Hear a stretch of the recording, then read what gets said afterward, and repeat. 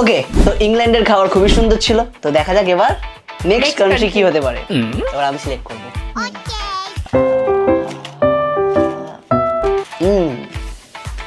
কি কান্ট্রি বল তুই দেখে? এটা হচ্ছে মেক্সিকো। ঠিক আছে, তো এবার আমরা খেতে চলেছি হচ্ছে মেক্সিকান ফুড।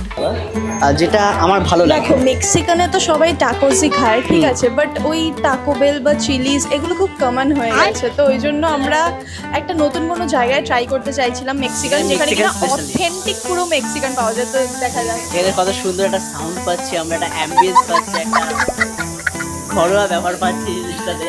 বাট মানে এটা কি বলতো, খুবই একটা মানে সিম্পল জায়গা, Simple কিন্তু জায়গা। এখানে তুমি অথেন্টিক মেক্সিকানটা ট্রাই করতে পারবে। দেখা যাক টেস্ট কেমন হয়। এর আগে ফার্স্ট টাইম খেয়েছি, আমাদের। আমরা মলে টলে গিয়ে খেয়েছি।